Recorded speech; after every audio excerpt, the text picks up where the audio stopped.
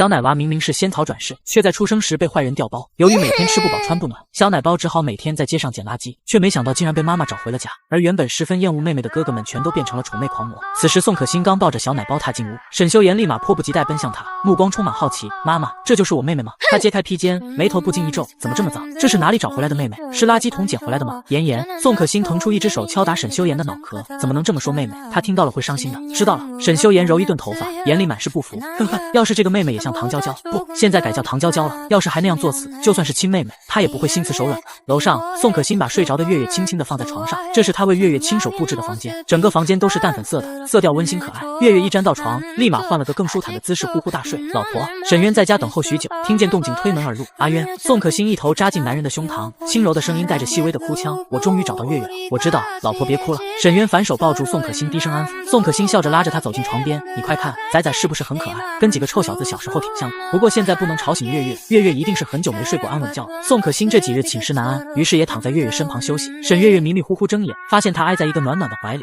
小手抓了抓宋可欣的衣袖，奶声奶气的喊人妈妈。看着妈妈在睡觉，小月月便轻手轻脚的慢慢爬出妈妈怀里，一点一点的倒车式下床。接着一个好奇娃娃就从门口探出头来，哇，这就是我的家吗？好漂亮啊！原地思考3秒，他勇敢的走出来，瞧见阳台外面有一个高大帅气的身影，立马迈着小短腿跑过去。沈渊正在通话，没察觉身后来人了。沈月月来到他身侧，用一根小指头戳戳他大腿。爸爸，男人没反应，继续讲电话。爸爸，月月的手指头往上移，找了块弹性十足的地方用力一戳。沈渊猛地僵住，迟疑了那么1秒。大胆，在这个家除了老婆还有谁敢戳他屁股？爸爸，你记月月的爸爸吗？随着一道奶呼软糯的声音在底下传来，他的屁股又被人戳了戳。沈渊挂断电话，剑眉轻拧，转过身来，一张顶级神颜暴露无遗。看着眼前的小不点，沈渊寻思着，人不大，胆子倒是挺肥。他没回话，在月月看来就是默认了。沈月月双眸发亮，咬着手指头连挖了好几声。妈妈说的没错，我一眼就爱上巴巴了。我的巴巴超级帅的。初次见面，巴巴你好。我叫月月，虽然很兴奋，但月月记得见到巴巴要有礼貌的。沈渊凤眸微眯，气笑了，说他没礼貌吧？他正正经经给他介绍自己，说他礼貌吧？一上来就戳自己屁股，还用这种痴迷的眼神盯他。他可是连家里的无法无天的臭小子都怵得懂，可是却月月一点也不畏惧，他露出天真灿烂的笑容，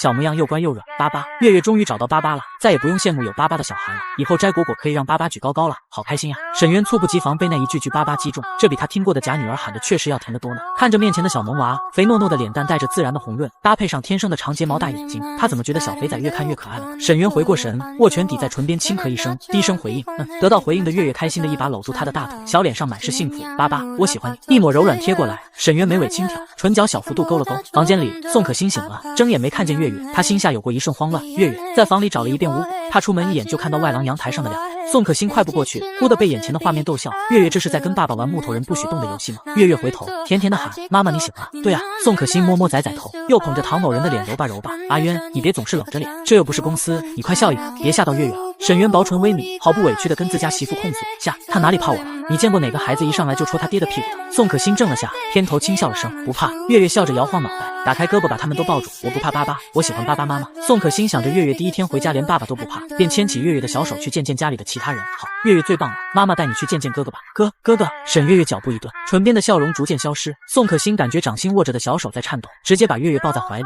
月月别怕，哥哥跟月月都是妈妈的宝宝。沈渊看着月月软趴趴的赖在媳妇肩头，眼中浮现出丝丝害怕，陷入沉思。关于月月在凤阳村的实况，他们打探到的并不多。宋可欣冲了奶粉，一脸温柔的笑意：“月月饿了吧？”月月窝在妈妈怀里端坐，眼睛不敢看坐在右手边的3个哥哥。他点了点脑袋，接过妈妈递来的奶瓶。沈修言认真的歪头看他，这个妹妹洗干净了，好像还能要。月月吸着奶瓶，眼里蹦出高兴的光亮。他还没喝过这样的奶呢，好香，好甜哦。沈渊没错过月月一惊一现的表情，偶然瞥到月月白皙的脸蛋沾了一根睫毛，他忍不住抬手拿掉。先前那个小年纪就会耍小姐脾气的假女儿，跟他的肥月月比起来，那叫一个天壤之别。他认同闺女是娇气些，但他没让唐娇娇娇惯蛮横。原本对小月月没多大耐心的他，今天屡次出乎自己的意料，难道因为这是亲生的？宋可欣看月月这会儿吃得香，趁机开口：“月月，这几个是你2哥哥、4哥哥和小6哥哥。”在座的哥哥，一个话不多，一个笑容和善，一个调皮大魔王。月月瞟了一眼，心想以后一定离他们远远的。哥哥，他才不稀罕哥哥，哥哥就是大坏蛋。以前他就经常被哥哥欺负，可是现在他有巴巴了，他不怕了。巴巴，月月小手抓住沈渊的袖口，这软绵的声音入耳。沈修言刷的眼睛亮了，这个声音好卡哇伊，要是叫声小哥哥就好了。呸呸呸！沈修言醒醒，别忘了妹妹这种生物就是个有着天使面孔的黑心女。沈渊对上水汪汪的眼眸，立马读懂了月月的讯号，耐着性子拍拍她的手，略带温柔的薄唇轻启，别怕。月月大胆地握住她一根手指不放，这样她才安心。宋可欣见状不再多说，孩子需要时间跟大家慢慢相处，来，妈妈带你去一个好玩的地方。客厅很大，一楼有多个房间，其中有一个阳光房。宋可欣给月月布置成儿童乐园，摆满了玩具。月月一眼就被迷你滑梯给吸引住了，哇！月月高兴的连走带爬的过去，迫不及待滑下来。宋可欣眼带笑意，贴心的在一旁守护，慢点，妈妈接住你。月月对每样玩具都充满好奇，没一会儿就沉浸在自己的世界里。再搭建一个小房子，宋可欣估摸着时间差不多安排晚餐。月月回家的第一顿得好好准备，妈妈去厨房看一下晚餐吃什么。月月一个人在这里可以吗？妈妈去吧。月月开心的点头。宋可欣一出门就抓到了一只狗狗碎碎的嘴，温柔警告不许吓唬妹妹。沈修言眨巴着眼睛，举起4根手指，我发誓。等宋可欣走远，沈修言便悄咪咪贴着墙，一步一步移动到月月身边。月月突然感觉背后一凉，立马放下手里的东西，钻进一顶小帐篷躲好。呜哇，谁在外面？噗嗤！沈修言双手环胸，暗暗吐槽，还以为胆子多大呢，连爸爸都不怕，居然怕哥哥。为我看见你了。他透过帐篷的洞洞瞧见崽子跟只鹌鹑一样缩作一团，用手把自己的小脸捂得严严实实。不细爸爸，细哥哥。月月扣紧脚趾头，飞快地转动大眼睛，怎么办？出不去了，他被包围了。大白、小黑，快来救救我呀！大白、小黑，他们是谁？沈修言进入帐篷，盘腿坐下，单手撑着下巴，饶有兴趣地望着妹妹。听说妈妈是在垃圾桶把你捡回家的，你之前去哪里了？想到这里，他叹了一口气，如果妹妹没弄丢就好了。月月明显感觉到哥哥来到了面前，双手把脸捂得更严实了。他才不会告诉他，大白和小黑是他的好朋友，一只没有杂毛的大白鹅，一只通体纯黑的卷毛狗狗。他以后还要回去接好朋友回家的，你不怕把自己憋着？沈修言看着小奶团有些好笑，出来，我又不吃小孩。他失去耐心，上前把他的小手拿下，露出一张闷红了的小脸，两张同款稚嫩的巴掌脸对峙。沈修言靠得近，月月不禁颤抖，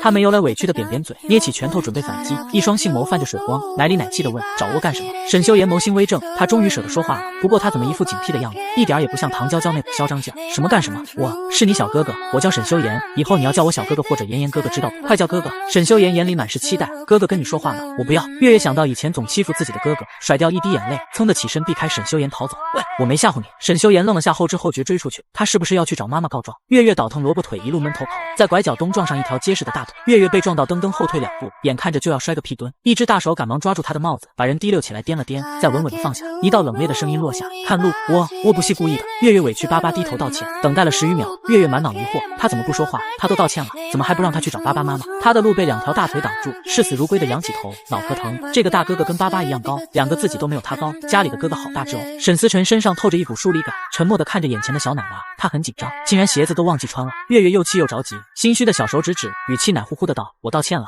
我能过去了吗？沈思辰眉骨微挑，点了下头，嗯了声，还挺有礼貌。哈，这就放走了？沈修言在后面全程吃瓜，还以为二哥会用凶神恶煞的眼神吓尿他呢。二哥今天竟然意外的温柔，但论温柔，谁比得过四哥？一想到沈一琛笑眯眯的眼神，沈修言不禁打个寒战。四哥一笑，必带一刀。爸爸妈妈，家里是真大。月月隔着老远大喊，不过没看清他9点钟方向站着个人。沈一琛缓缓走来，就看到眼前匆匆的路过一个团子。沈月月，少年低低的嗓音一字一顿，听见有人叫自己，月月下意识转头看去，这个哥哥怎么坏里坏气的？他抱着脑袋不敢睁开眼睛，他好命苦，怎么到处都是哥哥哇？沈一琛往他跟前一站，挡住了他的希望，一双好看的眸子盛满笑意。什么？去吃饭了？他伸出2根手指捏了把月月的脸蛋，好肉好弹。月月猛地睁眼，他举高双手，带着哭腔冲近在眼前的沈渊大喊：爸爸，抱抱！沈渊放下手里的热茶，偏头瞧他一副没出息的样子，几个臭小子能把他吓成这样？招了招手，过来。月月冲过去，一头扎进沈渊怀中，小脑袋一直往他身上怼，恨不得把自己藏起来。爸爸抱抱。沈渊勾唇，眼中带着一丝宠溺，摸摸他的头，好了，出息点。月月不肯出来，抱着沈渊腰间的小手抓紧，出息。他脸蛋贴着巴巴胸膛，暗暗窃喜，他可出息了，有巴巴抱抱，哥哥不敢过来抓他。宋可欣亲自做了菜，一出来便看到父女俩在黏糊糊的抱抱，眼唇轻笑道：月月，吃饭饭了。看着一桌的饭菜，月月的注意力一下被转移，他被安排在爸爸妈妈中间，坐在他专属的宝宝椅上，一脸开心。3个哥哥坐在月月对面，但这会儿仗着有爸爸妈妈在身边傍着，月月皱着一条一条的眉毛，奶凶的对上哥哥的视线。沈修言从他嚣张的小眉毛猜出他心思，悄悄找哥哥控诉：嚯，二哥4哥，你们看，他刚刚还在我面前要哭不哭的，现在敢这么凶。沈思辰面不改色，他好像有很多话要说。沈一琛似笑非笑：哦，敢凶他们？宋可欣笑着夹菜，来，月月，妈妈给你夹大鸡腿。谢谢妈妈。月月眼睛弯弯，很乖的捧起盘子接菜。月月吃到好吃的总会开心的晃晃脑袋，幸福洋溢在脸上。爸爸妈妈，这个肉肉好好刺。沈渊心心情不错，眉宇间透着一丝温和，还时不时给月月添菜。月月喜欢吃哪样就多吃点。宋可欣笑得一脸温柔，我们月月真棒。月月埋头干饭，还不知道自己脸上沾了米粒，她抬头害羞的笑笑，妈妈也多吃一点，吃饱饱了才有力气哦。几个男子汉没说话，但他们深觉这顿饭比以往有意思。平常安静的饭桌有了月月的笑声在，连气氛都在无形的升温。沈渊瞥了眼月月的小碗，还有她的肚子，胃口这么好，看来之后每顿饭得让厨房把拿手菜轮番上，他要让月月知道回家了想吃什么都有。这小肚子真能吃。沈修言看着妹妹吃着虾，一脸开心的模样，脸上也不自主的微微一笑。在他看来再普通不过的菜式，但不知道是不是错觉，总感觉今天的白灼大虾特别鲜，他竟然多吃了几只。月月吃光光碗里的米饭，把碗放好擦干净嘴巴，爸爸妈妈我吃饱了，大家慢慢吃。说完月月就撤到沙发那边看会电视。没一会儿，月月听到餐桌那边传来声响，2名佣人在把盘子撤走。月月轻轻一跃跳下沙发，娴熟的把袖子卷起来，我来了。月月，宋可欣微微张手准备接住月月，谁料月月没打算跑向妈妈，她跑到桌边，2只手端起盘子就去了厨房。月月，宋可欣怔了怔，面上的表情颇为复杂，她要干嘛？沈修言不解，跟着去厨房门口瞧瞧。沈渊猜到了一些，神色忽而凌厉起来。月月是从乡下找回家的，所以那家人就是这么使唤月月的。月月笑嘻嘻跑出来准备继续端盘子，但妈妈一直在看着她，于是她过去奶乎乎地问，妈妈刚刚是在叫我吗？宋可欣一把月月拥入怀里，声音透着难过，月月听妈妈说，月月还是宝宝，这些事情是大人做的。月月皱着包子脸，着急地开口，可是我……宋可欣满脸心疼，温柔地解释，你看那是小兵姐姐他们的工作对不对？尊嘟吗？月月半信半疑地看看其他人，好像大家都有自己的工作，那小孩只要做什么脸？宋可欣接着道，仔仔最重要就是吃饱饱睡好好，快快乐乐地长大，当你长大了就会有自己的工作，知道吗？月月思考了一阵，似懂非懂地点头回应，我知道了，妈妈说什么我都相信。晚上9点，月月洗好澡，被妈妈裹得像个蚕宝宝放到柔软的床上。仔仔想穿哪一套呢？宋可欣走向一面挂满宝宝衣服的衣柜，哇哦！月月双眸发亮，嘴巴金城 O 型，从来没见过这么多漂亮衣服。她以为下午换的那套粉猫猫衣服是最漂亮的，怎么还有这么多？妈妈，这些都系窝的吗？我想穿红红的那件。月月高兴地在床上蹦跶。月月换上红色小龙连体睡衣，忍不住抱着宋可欣的脸吧唧一大口。谢谢妈妈，我爱妈妈，妈妈也爱你。宋可欣抱着月月贴贴，这可是香香软软的仔仔啊，一天抱着贴24小时都不嫌多。妈妈去洗澡，等下再来陪月月睡觉觉。好，月月抱着一只毛绒玩偶自娱自乐。妈妈洗澡澡，爸爸在忙。玩了5分钟，月月眼皮子在打架，眼看着要睡过去，忽然被脑海里一个声音惊醒。哎呦，这是什么地方？星辰大海，是天还是地？月月刷的睁眼，抱紧怀里的小熊，气呼呼对着空无一人的屋子大喊，什么人？系谁在说话？出来！月月识海里酷似仙人球的球形东东也受到了惊吓。谁？你又是何人？球球释放神识试探，东被反弹了，有结界，他不会这么倒霉被困住了吧？球球急得抓耳挠腮，修空间里刮来一阵清风，伴随着星光点点迅速聚集，点点光芒汇成一株小草，刷灵光喷涌而出。球球抬手挡住刺眼的金光，这是七叶灵魄还魂草，这不是仙露山的大宝贝吗？月月连忙抱紧怀里的小熊，气呼呼的大喊，什么人？系谁在说话？出来！等半天没见人，月月奶凶的威胁道，你再不出来我生气了，我去叫爸爸来了。他一咕噜爬起来，翻下床去摇人。球球万分激动，他终于意识到了这是何地，跟他对话的是何人。等等，是我啊，我是跟你一起长大的球球啊！月月顿住，开始翻遍记忆，球球，你在哪里？快出来说话！球球急得跺脚，他要怎么解释？大宝贝不认识他了。有了！球球灵光一现，大宝贝你还记得吗？你之前是一株仙草，我就是跟在你身边的球球呀。只是谁都没想到天雷把他也劈下来了，还被封印在月月的识海。月月瞪大眼睛，惊讶地捂住嘴巴。你知道窝系小草，你知道窝的秘密？球球，我知道，我都知道。月月迫切追问，那球球你知道哥哥吗？我系不系有哥哥？你有没有看见哥哥？球球露出伤心的神色，暗道他怎么忍心告诉月月实话？他以为的那个哥哥不在这里，这里是找不到他的。球球，月月迫切地想知道哥哥在哪里。球球想了想才道，月月，你的哥哥就在身边，他们只不过忘记了以前的事情。你放心，你的哥哥会对你好的，我也会一直陪着你。月月有些不太相信，真的吗？球球一脸认真，真的，从今天开始，我来教你做人吧。月月一脸开心，人，我知道的，我是小草人。球球一脸无奈，不是草，是人。月月笑，是草，是人。球球汗颜，好吧，他要去缓缓。他才刚醒过来，月月，妈妈来了。宋可欣再次回到房间，发现月月呆坐在床边的地毯上，怎么坐在这里等妈妈？说着一把捞起月月，捧着她肉乎乎的脸蛋吸了一口，宝宝好香。月月歪头埋进宋可欣肩窝，跟妈妈睡觉觉了，好温暖，好安心。妈妈，这声甜甜的小奶音绕进耳朵，宋可欣鼻尖一酸，一滴泪从眼角滑过脸颊。她盼望了多少个日夜，多希望抱着月月睡觉。幸好仔仔毫发无损的回家，幸好仔仔还没长大。宋可欣缓缓吸一口气，妈妈在呢，妈妈不会离开的。月月，能不能告诉妈妈为什么躲着哥哥？是不喜欢哥哥吗？哥哥骗我，哥哥坏。月月没有说下去，她在心里衡量着球球刚才说的话，哥哥坏呀，那以后哥哥要是欺负月月，对月月不好的话就告诉妈妈，妈妈教训他们。妈妈教训，妈妈晚安。月月打个哈欠，揉去眼角的泪花，乖乖的合上眼睛，嘴角带着笑意进入梦乡。次日，月月睡得饱饱的起床，梳好好头发打算下楼吃早餐时，却把月月难住了。他要怎么下楼啊？下面全是哥哥。小兵跟在身边，陪着月月一起蹲在楼梯口5分钟了。小小姐怎么了？是脚不舒服吗？小兵抱你下去。月月板着苦瓜脸问小兵，哥哥怎么还在家不上学？小兵笑道，现在是寒假呀，少爷们不用去上学。哦，月月一脸生无可恋，扒拉着扶手，再不下去他要饿死了。沈一初偷瞄了楼梯口好几次，四哥，你说他是不是傻，还是腿麻了下不来？月月给自己加油打气，拍拍小胸脯，不怕，妈妈说过哥哥不是坏人，我过去看看。沈一初把手机一丢，在底下的楼梯口等他。月月小眼神有些漂浮，好几个哥哥呢，他只记得小哥哥的名字，他的名字最好记了。月月朝他挥了挥爪子，呲出一口小白牙，白皙的脸蛋有些许羞意。猪猪，沈一初光顾着看他乖软的笑容，没听清他的话，轻声问什么？月月见他温柔的凑过来，高兴的大声道，猪猪哥哥早。猪。沈一初眼眸一缩，沈月月，你骂谁是猪？我叫沈一初，是初，不是猪。月月挠挠头，撅着嘴巴尝试正确发音，猪，沈，猪。沈一初叉着腰，皱着好看的眉毛，一点点逼近月月的脸，吃乌出。出。月月绕猛了，好像惹哥哥生气了。看他的样子，沈一初像一拳打在棉花上，气得跑回去，一屁股坐下。笨蛋，连个字都念不好，出字这么简单都念不对，是怎么会念成猪？出跟猪差别很大的好不好？不对，他该不会是故意气我的吧？沈一琛皱眉，没忍住用手里的书敲打他的头，安静点。沈一初一愣，委屈的指着跟牛津字典大的书，不是，哥，你干嘛用这个打我？万一把我打傻了，跟沈月月一样怎么办？沈一琛不咸不淡开口，那恭喜你找到了跟你一样笨的。沈一初一脸呆滞的指了指自己。沈一琛话还没说完，改改你的毛病，少说废话，以后跟我说话可是要收费的。按逐个字收。老四说话之余瞟了眼偷听的月月，嘴角轻轻勾起。月月被抓包，大眼睛呆望着老四，咕咚咽了咽口水。哥哥怎么斯斯文文又坏里坏气的脸？还有，他刚刚说跟他说话要收费，那是啥意思呀？脑海里的球球一本正经科普道，收费的意思就是收钱，也就是说要给他钱才能跟他说话。可是月月回想他带回家的只有一个旧书包，他身上没有钱的。球球问道，咱们有多少钱？月月嘟嘟嘴可怜的摇头，你有钱？不会吧？球球瞧月月穿得漂漂亮亮，一文钱都没有吗？没事，以后要是他跟你说话了，你就先忍住，等有钱了再跟他说话。月月重重的点头，我记住了。吃完早餐后，小兵给他打开电视，小小姐，我们开始今天的学习了。月月高兴的拍拍小手，冰冰姐姐，我们开始吧。四哥，你小时候有这个阶段吗？沈一初问着旁边的哥哥。不记得了。沈一琛今年17了，还是小宝宝的事情自然不记得。我小时候好像没有吧。沈一初摸摸下巴，他好像没听过啥儿歌。电视机开始播，爸爸的爸爸叫什么？爸爸的爸爸叫爷爷。月月点着脑袋，奶乎乎的跟着学，爸爸的爸爸叫什么？爸爸的爸爸叫爷爷。沈一初闻言一口茶喷出，噗，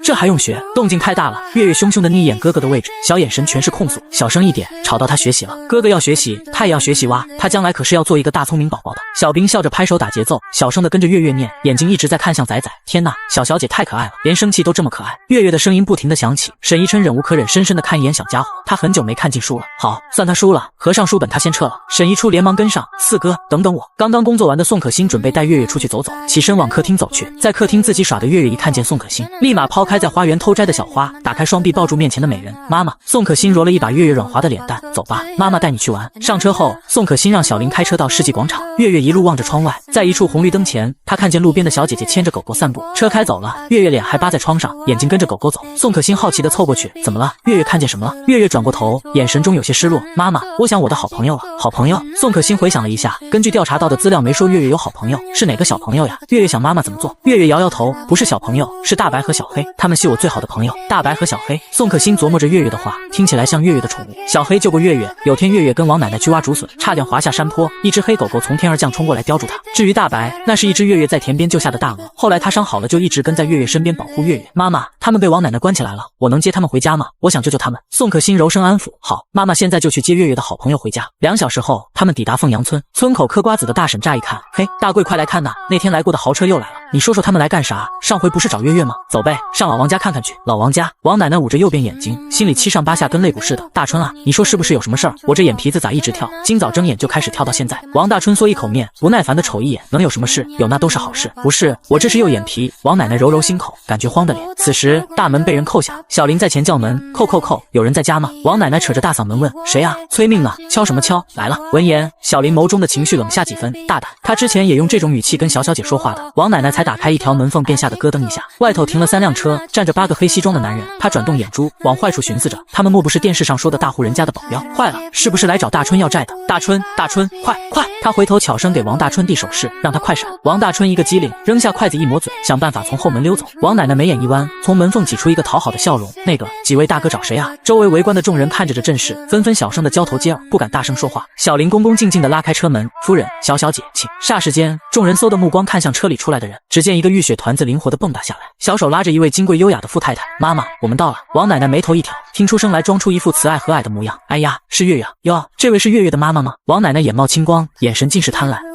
瞧这一身穿金戴银的，她要是能穿这一身，说不定也是个富贵奶奶。今儿个是来报恩的吧？算这小兔崽子识相。这么一想，王奶奶笑着上前就要拉月月进屋。来，过门都是客，有什么事我们进屋说，不得无礼。小林伸手挡下。嘿，王奶奶瞪他一眼：“你干什么？我是月月的奶奶。”小林反手捏住她手腕，使劲一掐，把人控制住。疼！王奶奶老脸疼得拧巴在一块。“你放开我！大伙快来看呐！小白眼狼仗势欺人了，欺负我一个老太婆，丧尽天良啊！”球看见月月脸色不好，连忙安抚：“月月别怕，有你妈妈撑腰呢。”月月板着脸用最凶的语气说话，头一回满腔底气的正面刚：“不是我奶奶，我今天跟妈妈来是要把大白跟小黑带回家的，你把他们还给我。”月月气呼呼瞪着眸子：“你想要那两只畜生？”王奶奶没脸没皮的摊开手：“拿钱来，我也不是白养你的。”宋可欣冷冷开口：“你要多少钱？”王奶奶没想到对方答应的这么爽快，立马伸出一个巴掌：“500万！”球听闻恨不得冲破封印呼他一巴掌：“好个老东西，狮子大开口啊！500万！”宋可欣沉声从包包里掏出一张卡：“这里有10万，多的没有，这些就当做这半年来你抚养月月的补偿。10万，你打发谁呢？”王奶奶一听就炸，说完后又后怕的缩了缩脖子，边上都是凶神恶煞的保镖，一拳能把他脸打成底。边上众人都在偷偷非议，给10万他都该哭着跪谢。那可不，月月养这么大可不是他一个人的功劳，有你们什么事儿？王奶奶冲大伙发火，一群嘴碎的娘们。宋可欣彻底失去耐心，直接下命令：“小林，带人进去，把屋子掀了，也要找到小姐的大白和小黑。”王奶奶见撒泼不管用，立即换了嘴脸：“慢着，卡拿来！”老东西把卡抽走，面上根本没有泪水，线下在心里偷着乐，这可是10万块，不要白不要，带走那两只畜生也好，省得浪费粮食。月月扯了扯小林的裤腿：“小林哥哥，跟我来。”没一会儿，月月顺道把20只鸡放走了。出来时，身后跟着一只胖乎的大鹅，还有一只巨型黑色狗狗。“妈妈，我们回家。”等他们一走，在场的一双双眼睛纷纷虎视眈眈地看向王奶奶。“我说，现在有10万了，也该还我们家那点钱了吧？”王奶奶一溜烟钻进屋，随后一盆水泼出去：“走，统统都走！什么玩意儿敢上我家来？我这不欢迎你！”这一下彻底激怒了几个大娘，正打算趁机进屋拿东西抵债。休想，我们一起上！最后不仅家里的东西被搬空，就连刚刚到手里的卡也被拿去还债。王奶奶坐在地上捶打着胸口，痛哭涕流：“老天爷，小狼月月就是个灾星！”月月顺利到家时，已经下午2点多了。沈一初丝毫没有形象地趴在沙发，眼睛不知道看向院子外面多少次，心里又酸又闷得慌。妈妈跟妹妹怎么出去也不叫她？妈妈是有了妹妹就不爱她了吗？还是小月月闯祸了不敢回来？听到外面传来声音，沈一初赶紧做好假装无事发生，他才没有关心沈月月。大白和小黑从车里下来，立即凑到月月身边，摇头摆尾。月月摸他们，介绍一下家里：“大白、小黑，这里就是我的家了，以后也是你们的家。不过你们要乖哦。”大白亢奋地啊了声，穿透力极强。小黑低下大头，温柔地蹭蹭月月：“知道了。”宋可欣眼唇浅笑：“仔仔的宠物很特别呢。”什么声音？沈一初迅速回眸一看，眼睛都瞪圆了。只见一大只通体纯黑、毛色发亮的狗比月月还要高出一截，而那只肥硕走起路来像企鹅的大白鹅则比月月矮一丢丢。这是一辆猪车吧？这么大的狗，还有那只鹅，一锅炖不下吧？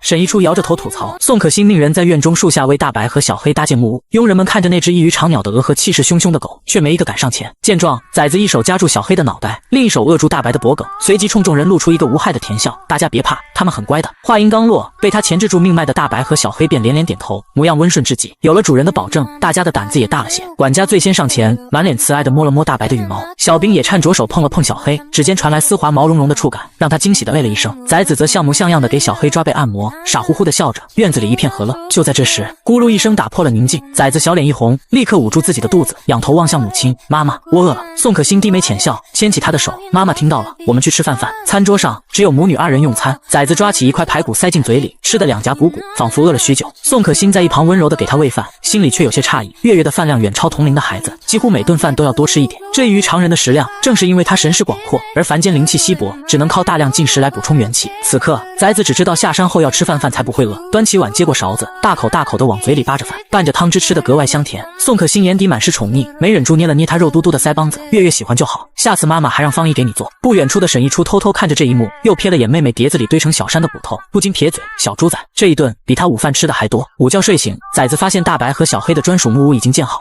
他兴奋地哇了一声，马上给2个小伙伴分配好房间，还捡来花草树叶装点他们的新家。傍晚，沈渊的车准时驶向陈宅。今天还未见到女儿，他竟发现自己一路上想的都是月月。一想到那个小小的身影扑进怀里，用软糯的声音喊他爸爸，他心里就不自觉地泛起一丝甜意。他甚至想，没准那小肥崽子此刻正在家门口等他。然而，一阵奇怪的声响从院子里传来，打破了他的幻想。他随意扫了眼窗外，起初以为是错觉，可顿了1秒后，沈渊猛然再次看去，像是见了鬼。刚才一闪而过的，竟是一只扑棱着翅膀的白色大鸟。紧接着，他便听见女儿中气十足的号令：“小黑，追上大白，冲呀！”沈渊嘴角一抽，捏了捏眉心，他眼睁睁看着那个小小的身影，正威风凛凛地骑在一坨又黑又毛的东西上，在院子里呼啸而过。鹅在飞，狗在跳，崽子在闹。他脑中那副温馨的父女重逢画面瞬间支离破碎，这早晚是要拆家吧？沈渊深吸一口气，强行说服自己，别慌，不能揍，肥崽子是亲生的。可2秒后，他又开始怀疑人生，2岁多就这么能折腾，他真的不能揍吗？车刚停稳，崽子清脆的嗓音就响了起来：“鸡巴巴吗？”沈渊拉着脸阔步走来，正想训斥2句，谁知崽子一见到他，立刻眉眼弯弯，小手拍了拍小黑的背：“小黑，去巴巴那里。”小黑驮着他稳稳停在沈渊面前，随即缓缓趴下，崽子顺势从他背上滑了下来，挺着圆滚滚的小肚子，仰着头跑到沈渊跟前，还不忘把脖子上的金锁亮出来给他看：“爸爸，你回来了。”他的小奶音又甜又软，长长的睫毛忽闪着，衬得那张小脸纯粹又呆萌。沈渊心头酝酿的火气瞬间被这笑容浇灭了，他眼底的郁气散去，面上多了几分愉悦，声音也不自觉地放柔：“喜欢。”月月用力点头，抓着小金锁爱不释手：“喜欢，爸爸给的我很喜欢。”下一秒，他伸出小胳膊紧紧抱住沈渊的大长腿，像只粘人的小猫一样撒娇蹭了蹭：“爸爸，我想你了。”沈渊心头一软，薄唇不由自主地挑起一抹漂亮的弧度，他暗戳戳地想，他就知道这肥崽子最喜欢的还是爸爸，那粘人的小模样劝都劝不住，他不就是上了1天班，送了点不值钱的小玩意儿，他就这么高兴？沈渊勾起唇角，大掌揉了揉崽子的发柄，顺势捏了捏他的小脸，手感像棉花糖一样软糯 Q 弹。就在这时，一直趴着的小黑突然站了起来，一双狗眼直愣愣地盯着沈渊，大白也扑棱着翅膀凑过来，歪着脑袋绕着他打量，嘴里还嘎嘎叫个不停。沈渊唇边刚扬起的弧度瞬间拉平，脸色沉了下来，他竟然被一只狗和一只鹅如此放肆地盯着看，当他是猴戏吗？他阴恻恻地瞥向那2个没礼貌的家伙，心想还是自家肥崽子最可爱，见到他还会主动打招呼。月月，这2只神兽是你带回来的？沈渊的声音里带着一丝不易察觉的凉意。月月闻言，开心的连连点头：“嗯呐，我的好朋友，爸爸你喜欢吗？”沈渊深不见底的眸子泛起不明意味，几乎是咬着后槽牙吐出2个字：“喜欢。”话音刚落，小黑咻的一下别开脸，大白也猛地一缩脖子，仿佛感知到了危险，瞬间溜得无影无踪。就这，沈渊心情极好的勾起唇，一把将崽子提溜起来，稳稳地抱在手臂上。吃饭。崽子瞬间呼吸到2米高的空气，兴奋地用小手环住他的脖子，奶乎乎的脸蛋贴上他帅气的侧脸，巴巴抱，举高高，蹬鼻子上脸了。沈渊嗤笑一声，心想撒个娇就想拿捏他，笑话。然而，当崽子那双萌萌的大眼睛眨巴眨巴地望着他时，他嘴上嫌弃，身体却很诚实。下一秒，他便换了个姿势，双手夹住崽子的嘎吱窝，将他稳稳地举了起来。哇巴巴再高一点。崽子在空中兴奋地挥舞着小短手，努力去够头顶的树叶。回到沈渊的臂弯后，他毫不吝啬地在他脸上啵了一口，又用肉嘟嘟的脸蛋使劲蹭了蹭。那毫无防备的亲昵，让沈渊一向波澜不惊的眸底掀起一丝涟漪。他好像有点懂有女儿的快乐了。沈渊挑挑眉，唇边的笑意愈发明显，轻轻掂了掂怀里虚胖的崽子。没办法，谁让这小肥崽子就是爱粘着他呢？不远处的佣人们看到这亲昵的一幕，心都快化了。看，陈总笑了，可不嘛，谁能拒绝一个肉团子的抱抱啊？沈渊抱着月月进屋，倚在门边的沈一初规矩的喊了声爸爸。沈渊轻嗯一声，眼中的温柔却没有逃过儿子的眼睛。沈一初望着趴在父亲肩头那小小的一团，若有所思。那家伙看起来好乖，他也想抱抱，可他偏偏怕他怕得像朵洪水猛兽。饭桌上，崽子自己带好围兜，面前的小碗也升级成了能装下他整张脸的大兜。他一手撑着桌面，一手吃力地拨动转盘，还不忘吸溜一下口水，我要给爸爸妈妈加肉肉。沈思辰见状，不动声色地抬手帮他把那盘让他垂涎已久的糖醋排骨转到面前。来了，崽子眉眼弯弯，开心地夹起一块排骨，爸爸一个，妈妈一个，月月一个。饭后，宋可欣让小兵带崽子去洗澡，自己则走进了隔壁的房间。才一进门，他就被沈渊一把抱起，径直走向浴室。男人滚烫的薄唇贴着他的耳垂，声音阴哑：“星星，你都几天没陪我了？”宋可欣脸颊微醺，戳了戳他滚烫的胸膛，嗔怪道：“糖3岁，连小孩子的醋都吃。”昏暗的灯光下，沈渊眸色翻涌，抓起他的手腕印下一吻。夫妻俩的情感也需要升温的呢。宋可欣柔柔的嗓音很快便被吞没在氤氲的水汽中。另一边，洗完澡的崽子却毫无困意，他在床上翻来覆去，像一张摊在夜市上的煎饼。识海里，球球正卖力地唱着催眠曲：“宝贝宝贝，快快睡吧。”月月十分嫌弃地捂住耳朵：“球球别吵吵了，我要去楼下。”球球的歌声戛然而止，自己哄他睡，竟然还被嫌吵。要是嫌他唱歌难听，可以直说啊，哼，不就是儿歌300首吗？就算有800首，他也能一晚上拿下。夜色渐浓，大部分仆人已悄然退下，只留3、2个值夜的。院外，大白早已沉沉睡去，小黑则闭目养神，耳朵时不时警惕地动一下。啪嗒啪嗒，楼上传来一阵极富节奏的脚步声，在寂静的夜里显得格外清晰。客厅里，沈思辰刚坐下不久，他正与好友聊天，闻声便下意识地抬眸望向楼梯，只见月月踩着他那双小小的拖鞋，小手扶着栏杆，一步一步小心翼翼地从楼上走了下来。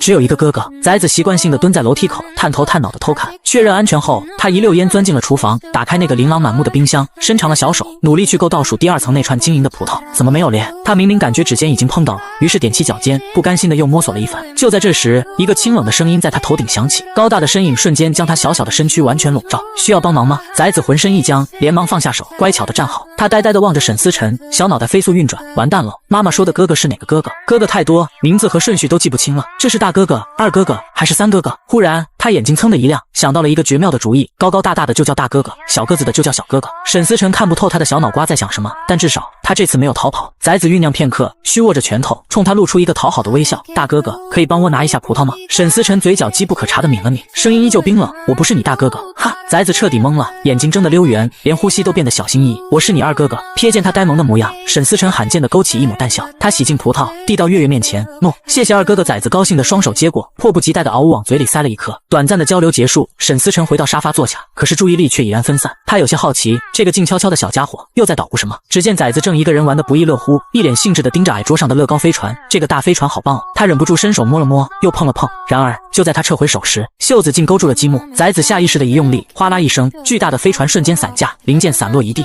大飞船没了，别动！沈思辰闻声而来，微凉的语气在崽子听来，却像是生气的信号。他吓得立刻抱住自己的脑袋，不要打我！沈思辰伸出的手僵在半空，最终还是小心翼翼地抱住他的小肥腰，将他从一片狼藉中解救出来。崽子惶恐不安地绞着手指，站在原地不敢动弹。跟我来！沈思辰眼中闪过一丝不易察觉的痛色。崽子乖乖地跟在他身后，像个做错事的小尾巴。沈思辰坐上沙发，语气放缓了些，坐。崽子却摇了摇头，那双明净的眸子里闪烁着泪花，怯生生地走近一步，二哥哥，不要打我，我不是故意的，我道歉，对不起。他可怜巴巴地望着沈思辰，生怕他下一秒就会动手。识海里正在闭关练歌的球球听到崽子的哭声，瞬间炸了毛。怎么了宝贝？你哥又欺负你了？可恶，要不是我出不去，指定用你的铲铲对着他一顿藤条焖猪肉。沈思辰叹了口气，没有人要打你。他想拉月月坐下好好说话，可当他触碰到月月的小胳膊时，那小小的身体却剧烈地颤抖起来。他指尖一顿，不禁怀疑是不是自己这张脸长得太过冰冷。你怕我？一滴眼泪从崽子眼角滑落。月月点头又摇头，我怕哥哥，哥哥会变脸的，哥哥好凶的，不是温温柔柔的哥哥。沈思辰心头一震，为什么这么怕哥哥？